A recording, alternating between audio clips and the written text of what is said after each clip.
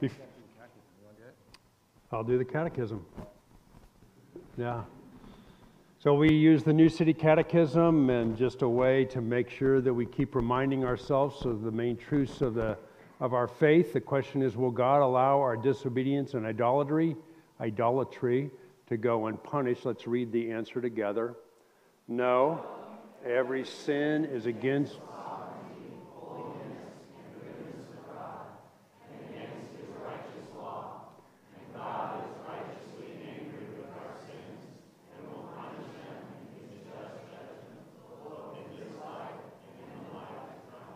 And here's the passage of Scripture, Ephesians 5 and 6. Let's read that. For of this you can be sure.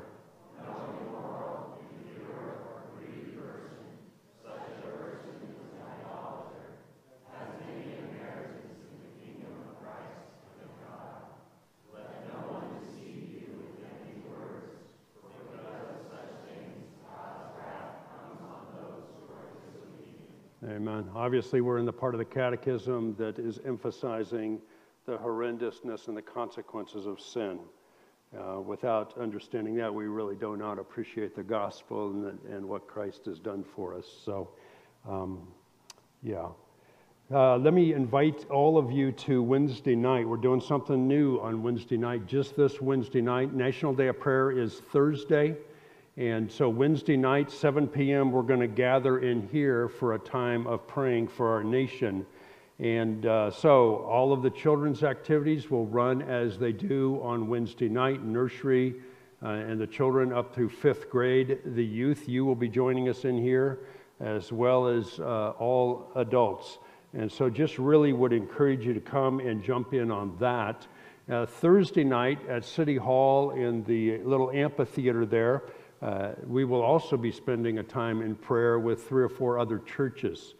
It's easy to read about what goes on in politics. It's easy to get upset about it. It's easy to say a lot of things about it, but prayer makes a difference.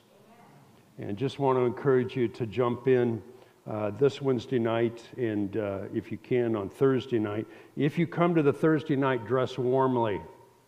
Our city built the amphitheater white where it catches the evening wind, and it gets cold. So just dress warmly, and we'll enjoy some time of looking to the Lord to do what He alone can do. Well, let's jump into Joseph here. If you've got a copy of the Scriptures, turn to Genesis 37. If you don't have one, pull one out of the Bible or out of the pew in front of you, and you can see the page number that we are on there. I want to lay a little bit of a foundation about the life of Joseph. And again, we're going to look at him to see what faithfulness to God looks like. And so much to learn here. You might remember that Joseph's great-grandfather was Abraham. His grandfather was Isaac. His father is Jacob. And you're going to notice, if you're unfamiliar with this story, the huge contrast between Joseph and his father Jacob. Jacob's very name means supplanter. And one of the characteristics of his life is that he lived for himself. Now, he got it right on some occasions, but he often was the manipulator. He was the one who organized things around what he wanted for money, what he wanted for pleasure, and consequently, this is what his family looked like. You talk about dysfunction. Here we have dysfunction. So we've got Jacob here. He married Leah. He thought he was marrying Rachel. He worked 7 years for Rachel. His father-in-law was somewhat like him. And on his wedding night, he switched to Leah for Rachel. He did not realize it until he woke up the next morning. He was not a happy camper. And so he married Rachel. In addition, worked 7 more years. Well, Rachel was not having children. Leah had, this is the birth order, 4 children. And Rachel, wanting to have children, asked her primary servant, Bilhah, to go in with Jacob and act like a wife, and consequently, 2 children were born by that. Leah stopped having children after Judah for a while, and so she asked her primary servant, Zilpah, to go into Jacob like a wife, and she had 2 sons. And then Leah started having children again, and then finally Rachel had Joseph, and actually she died in giving birth to Benjamin. This is dysfunction. This is the brokenness of sin. And if this is a new story to you, and you came out of a dysfunctional home, oh man, God works miracles. He is the miracle worker. So a couple other dysfunctions about him is that Reuben here went in and had an incestuous relationship with Bilhah. 2 of the sons, Levi and Judah, when somebody up in another town, Succoth, the leader of the clan, his son went in and raped her. Those 2 went in, made this agreement of how they could have a partnership. All the males had to be circumcised. And on the 3rd day, when they were the sorest, they went in and killed every male in the town. And then all of the sons came in and took everything that they wanted. So you just thought it was dysfunctional based upon that. It's dysfunctional on all kinds of levels here. And yet that's where chapter 37 jumps in here. So with that little bit of background, let me read the first 11 verses, and then we'll get a better feel for what's going on here. Now Jacob lived in the land where his father had sojourned, in the land of Canaan. These are the records of the generations of Jacob. Joseph was 17 years of age, was pasturing the flock with his brothers while he was still a youth, along with the sons of Bilhah and the sons of Zilpah, his father's wives. And Joseph brought back a bad report about them to their father. Now Israel loved Joseph more than all his sons, because he was the son of his old age, and he made him a vari-colored tunic. His brothers saw that their father loved him more than all his brothers, and so they hated him and could not speak to him on friendly terms. Then Joseph had a dream, and when he told it to his brothers, they hated him even more. He said to them, "Please listen to this dream which I have had. For behold, we were binding sheaves in the field, and lo, my sheaf rose up and also stood erect, and behold, your sheaves gathered around and bowed down to my sheaf." Then his brothers said to him, "Are you actually going to reign over us? Or are you really going to rule over us?" So they hated him even more for his dreams and for his words. Now he had still another dream, and related it to his brothers, and said, "Lo, I have had still another dream, and behold, the sun and the moon and 11 stars were bowing down to me." He related it to his father and to his brothers, and his father rebuked him and said to him, "What is this dream that you have had? Shall I and your mother and your brothers actually come to bow ourselves down before you to the ground?" His brothers were jealous of him, but his father kept the saying in mind. Well, let me make a few comments, and then we'll read on through this story. But you can see that there was a lot of favoritism that went on in this family, and Jacob loved Joseph more than any of the others. It could be because it came from the woman that he loved the most. It was a son of his older age, but the reality was, so he gave him, and I hate to shatter Sunday school lesson pictures here, but it probably was not a multicolored tunic. It was probably a long-sleeved tunic. This is just one of the things that comes out of more historical research over time. The long sleeves would signify that he had the privileges of the firstborn and he wouldn't have to work. Everybody else would need short sleeves because they would have to work. And you even pick that up here that it's his brothers who are out pasturing the flock, not Joseph. Joseph, at the end of verse 2, brought back a bad report about them to their father. Now, it could be seen as tattling on them. It could be that a right report about what really is going on is the right thing to do. And so I'd be careful about passing any judgment on that. And knowing something of the character of his brothers, there is no telling what it was. And so it was a report that was accurate, no doubt, but it reported about their bad behavior. And so it says several times here that his brothers hated him and could not speak to him on friendly terms. And then Joseph has these dreams. One of them, the sheaves, you'll remember, those are the barley or the wheat sheaves when you cut it off, and they put them in bunches, and his brothers are bowing down to him. His brothers well understood what the point of the dream was. And then the next one included the stars, the moon, and the sun, and they were all bowing down. And of course, this involved his father and mother. And so, verse 11, his brothers were jealous of him, but his father kept the saying in mind. You might remember Jacob had an experience with a dream himself that came from God. A dream of a ladder when he was fleeing, where the angels were ascending and descending. And so my suspicion is that Jacob knew that dreams came from God for purposes. And so he just kind of pondered this thing. He kept this saying in mind. It's kind of like what is said about Mary concerning all that happens with the birth of Jesus, that she pondered these things in her heart.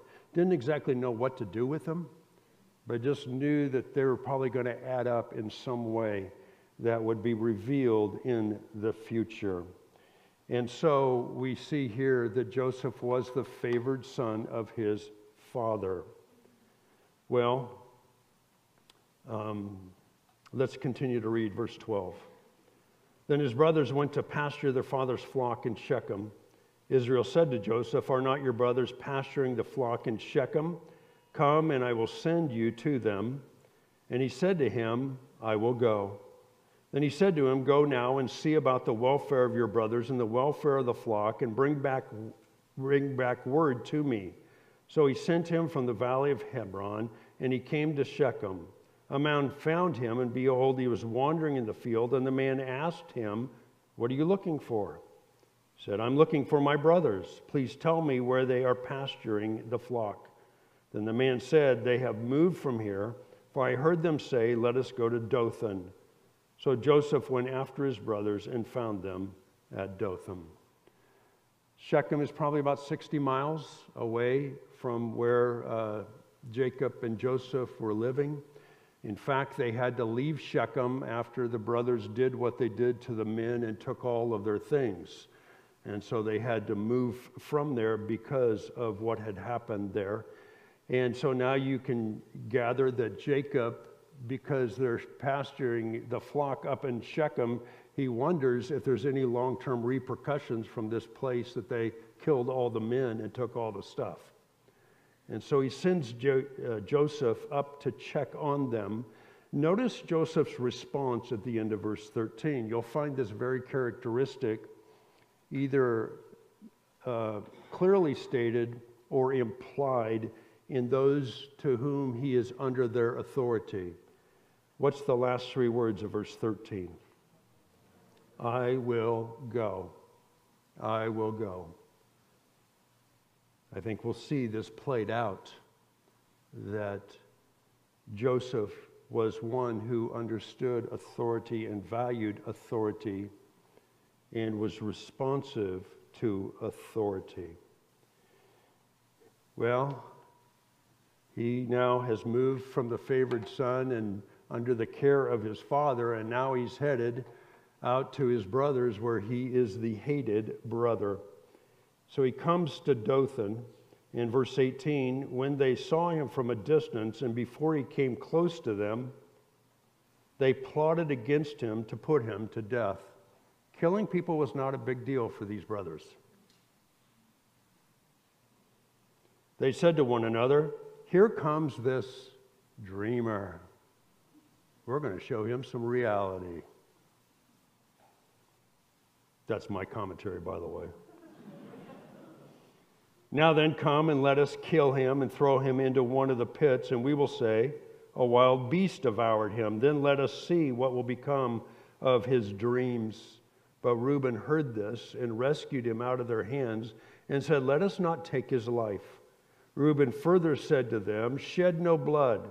Throw him into this pit that is in the wilderness, but do not lay hands on him, that he might rescue him out of their hands to restore him to his father."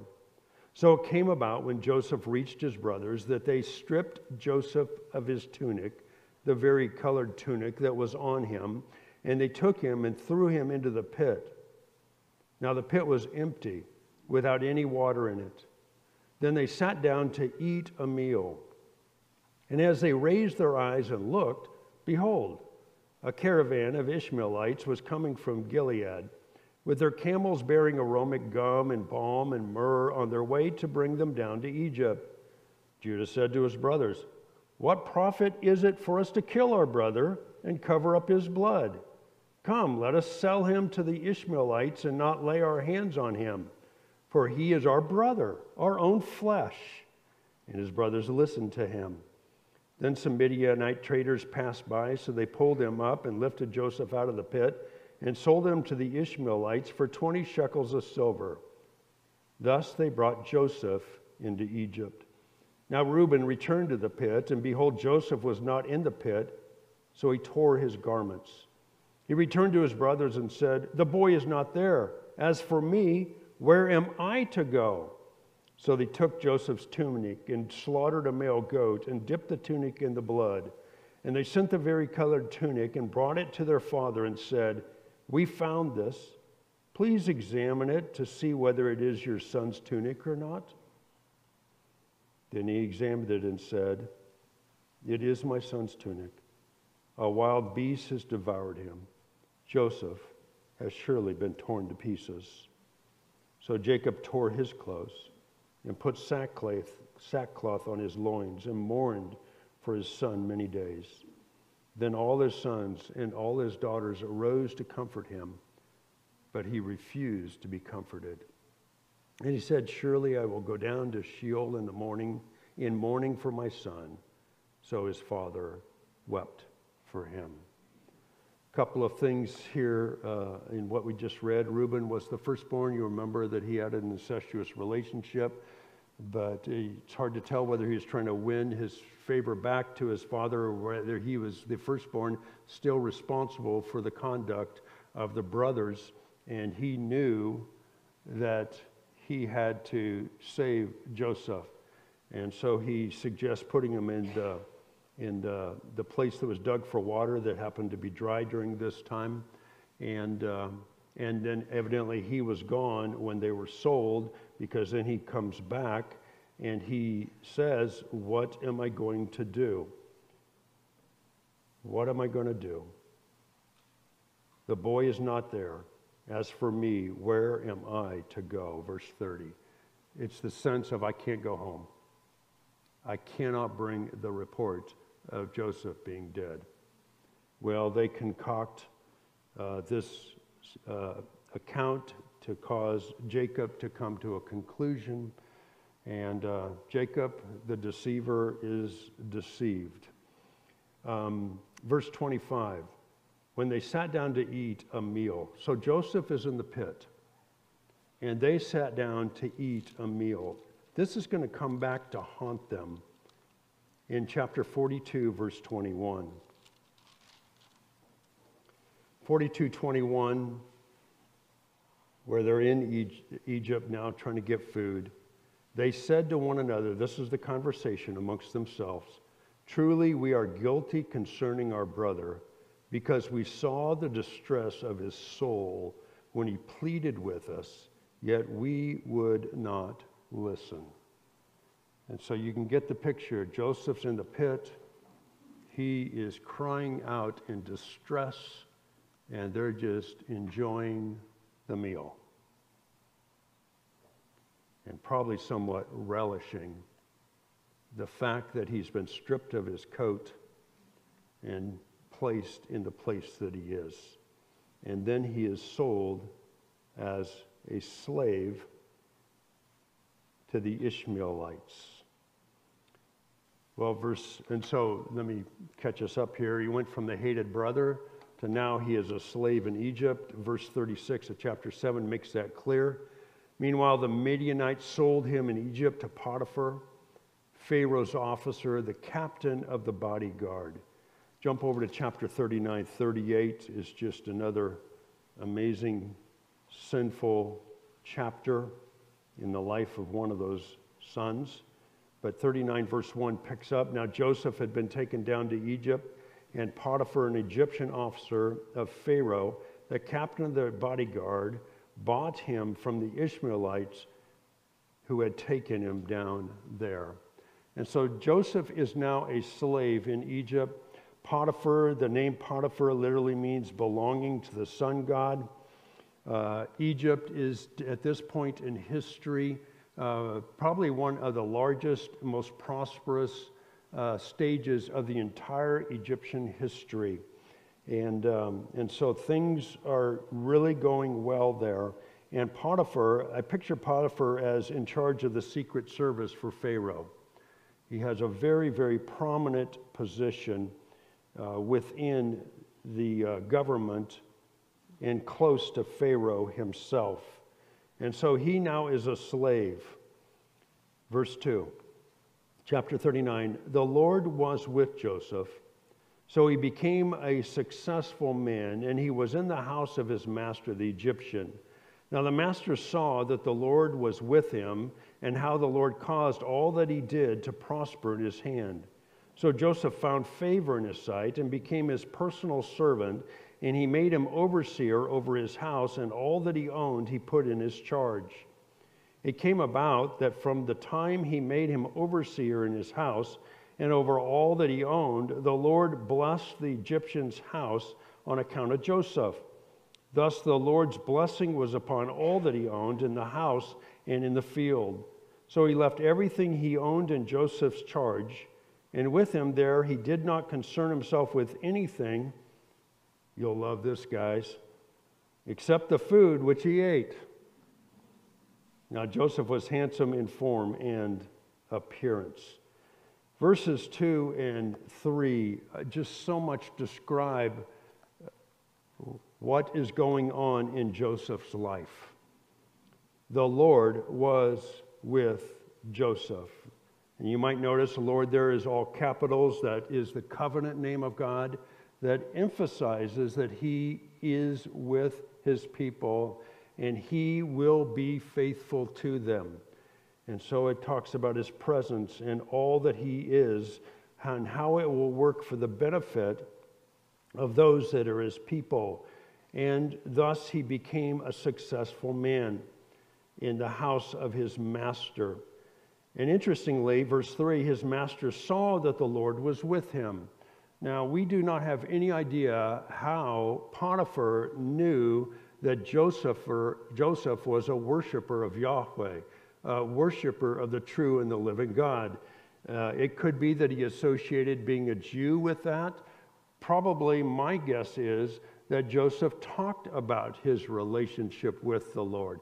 He talked about who the Lord was and may have even been giving credit to the Lord for the wisdom that he had, the ability that he had to have a good attitude towards Potiphar, for his ability to manage people and goods and property.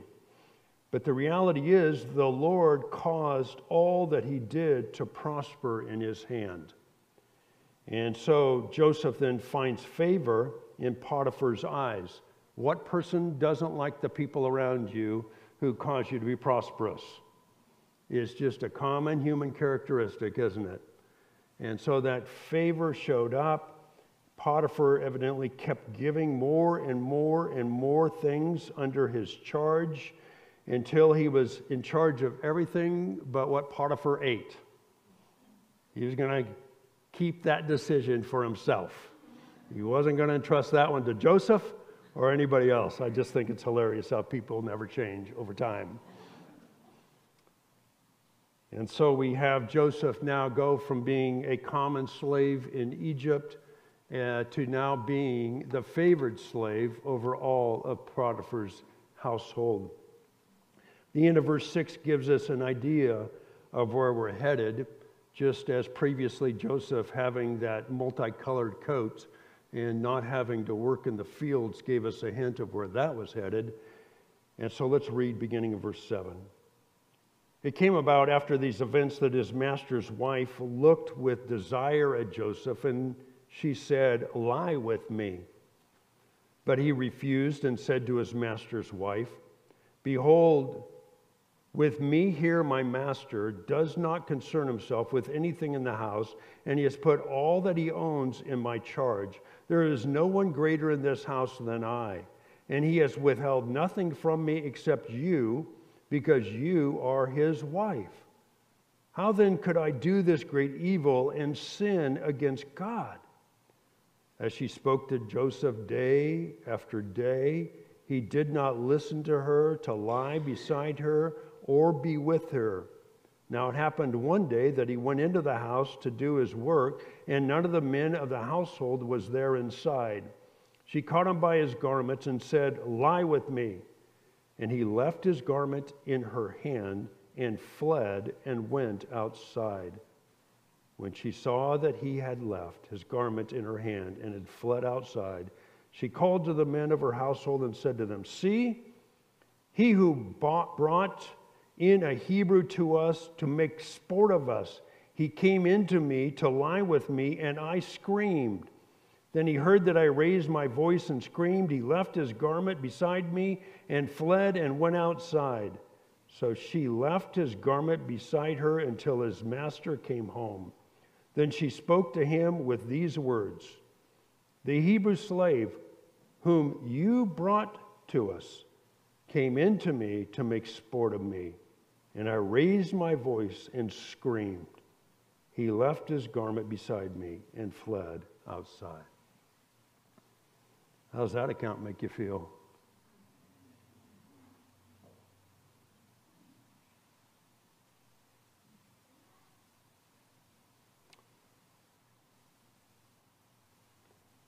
Joseph makes it very clear in verse 9, how then could I do this great evil and sin against God? Joseph had such a high sense of his own relationship with God. And there was no illusion that he could do sin and God wouldn't notice, that it would fly under the radar screen, and that he could get away with it in his relationship with God. And so his garment again seemingly gets him in trouble here, as it is left, and as Potiphar's wife is spurned. And notice Joseph didn't just say no once, but he said no day after day. It's one thing to be tempted once and say no, but there's a vitality to a relationship with God that reveals itself in constantly saying no. It's not like he could quit this job. He's a slave. He had no choice. And so, just as his brothers had seized an opportunity, Potiphar's wife sees the opportunity and flips it entirely upon him and flips it on her husband. You feel like you're back in Genesis chapter 3. You know, why did you do that? Well, God, it's that woman you gave me. It's amazing, the human heart, and how it's always blaming other people. And we see that here. And so I raised my voice and screamed. He left the garment beside me and fled outside. Verse 19, Now when his master heard the words of his wife, which she spoke to him, saying, this is what your slave did to me. I mean, lie upon lie upon lie upon lie. His anger burned. So Joseph's master took him and put him into the jail, the place where the king's prisoners were confined, and he was there in jail. So Joseph has now gone as the most favored slave in charge of everything to the lowest prisoner in the prison. Many have contended that Potiphar could have easily have put Joseph to death. That is certainly a true statement. And to some extent, he probably had some idea about his own wife here. It did not put him to death, but to put him in prison. It's hard to know what the human realities are there. We know that God's providence is sure. And so verse 20, so Joseph's master took him, put him into jail. Again, the place. Verse 21 again just reminds us of where the Lord's at when things go south. People betray you, people lie to you, people do all manner of evil against you. Verse 21, but the Lord was with Joseph and extended kindness to him and gave him favor in the sight of the chief jailer. The chief jailer committed to Joseph's charge all the prisoners who were in the jail, so that whatever was done there, he was responsible for it. The chief jailer did not supervise anything under Joseph's charge because the Lord was with him. And whatever he did, the Lord made to prosper. So he goes from the lowest ranking prisoner to now being in charge of all of the prisoners. He's the favored prisoner over all the other prisoners. Well, let's stop there and let's draw some conclusions from all of this. If this is a new story to you, I'm super excited for you. But I got to tell you, it's a familiar story to me, but has so many helps of what does it look like to be faithful to the Lord. Well, a couple things here. One, the Lord is faithful no matter how the circumstances look and feel because he is with his people. Again, that's the covenant name for God. Secondly, the Lord's faithfulness is seen in giving Joseph favor. Now, it's just the wisdom that Joseph had because of his relationship with God, his moral integrity that he had because of his relationship with God. All of those things added up. I mean, can you imagine what it was like for Potiphar to find a slave that wouldn't steal things from him, who wouldn't be lazy?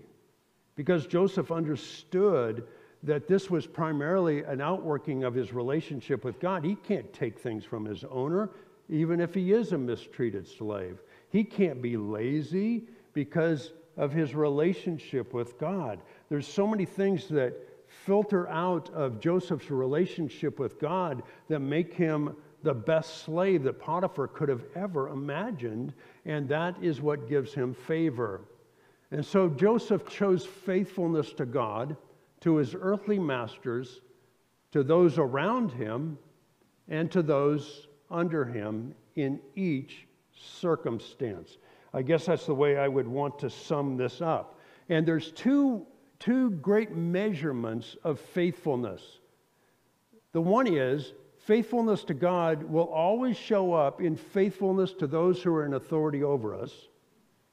It will always show up in our faithfulness to our peers, and it will always show up in our faithfulness to the people under us.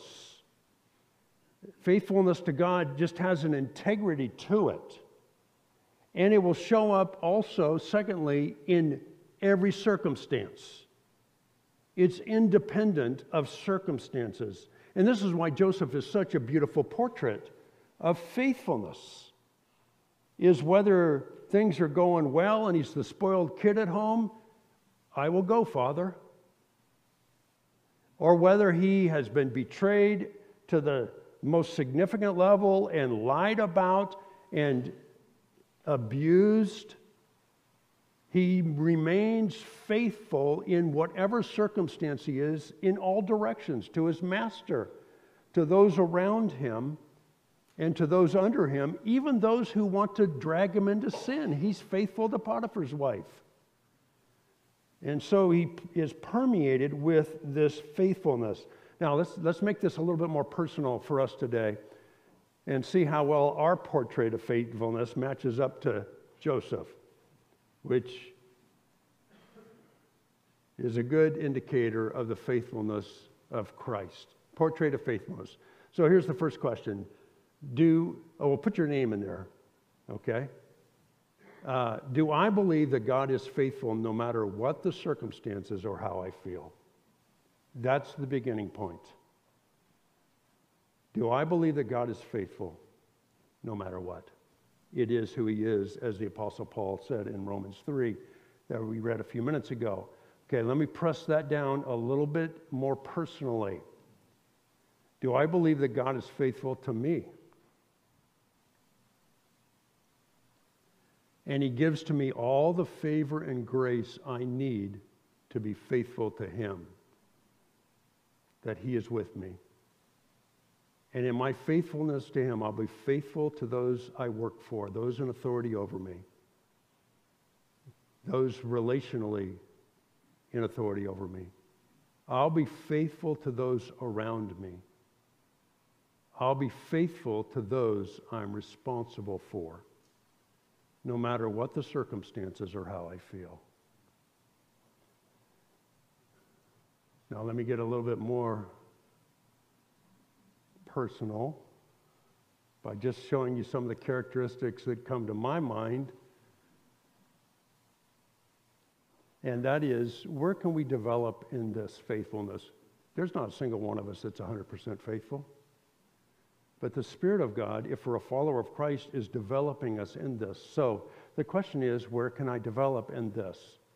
So in the good times, do the good times create a spiritual complacency in my life? Does faithfulness to God, or faithfulness to those in authority over me, or my peers, or those I'm responsible to, is there a complacency that settles in? Maybe even compromise. Things are going good. Nobody will notice. I can get away with a little sin that'll feel good. I can be lazy. I can do other things. And I would suggest being critical is a part of what happens. Now, I don't mean critical in the sense of figuring out what the best course of action is and then doing it. I mean the Monday morning quarterback, the one who can dispense all kinds of advice. They always have a better idea. Or can we check the box, I'm trusting God and I'm obeying. I'm always contributing. That's what stands out to me about Joseph. He's always contributing. He's contributing to his father. He's contributing to Potiphar. He's contributing to the guy in charge of the jail. He's always on the contributing side of things. And I mean, that's no easy thing when you're a slave, or now you're a prisoner when you shouldn't be in prison. I mean, there's all kinds of attitudes that have to work through this, isn't there? All kinds of attitudes. And so that's the good times. How about the miserable times? Well, I'm just telling you how I respond to miserable times in my flesh. Complaining. This is so unjust, it's so unfair.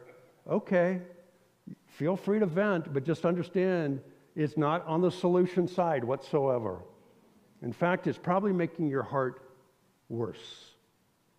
It's probably building into your heart, I'm a victim, I'm a victim, I'm a victim, rather than I can do all things through Christ who strengthens me.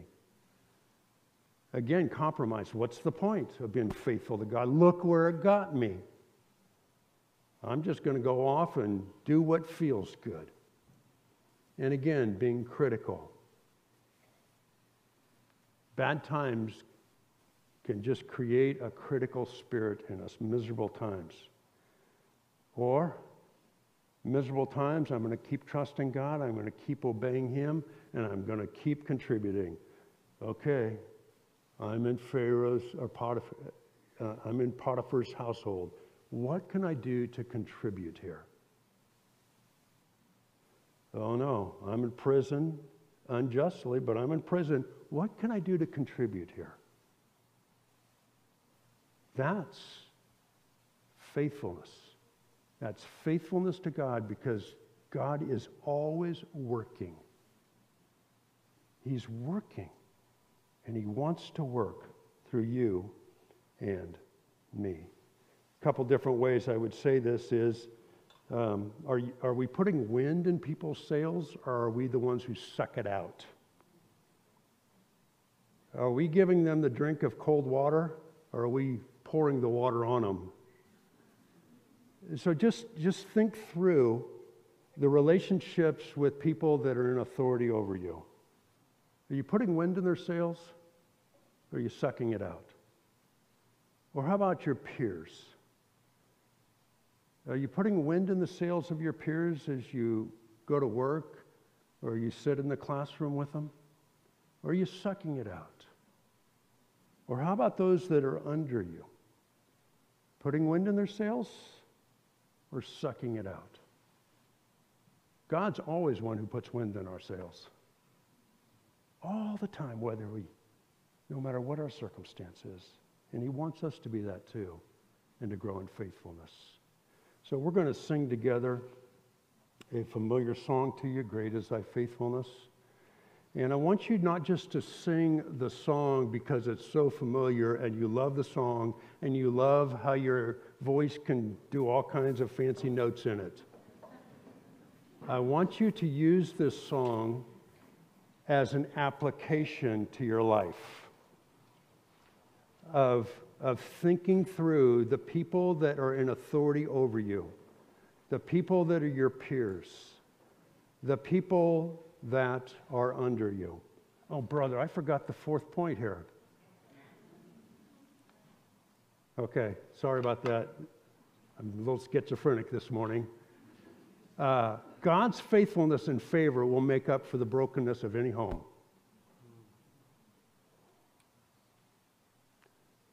Do not think that God is less powerful than the mom and dad you grew up in the home of. The Spirit of God is infinite. Joseph is such an example of this. Now, it doesn't mean there's not going to be a lot of hard work and a lot of dealing with stuff of lies and things that you believed in the home you grew up in, if it's dysfunctional like Joseph's home was dysfunctional. And some of you grew up in homes like that. But understand, God wants to transform you, and you are not limited by the home you grew up in. Isn't that great? And Joseph is a great example of that. So do not fall into this thing of you can never get beyond the home you grew up in. That's a lie. The Spirit of God is God. He's God. And He can overcome all of the evilness of your mom and dad and brothers and sisters if need be.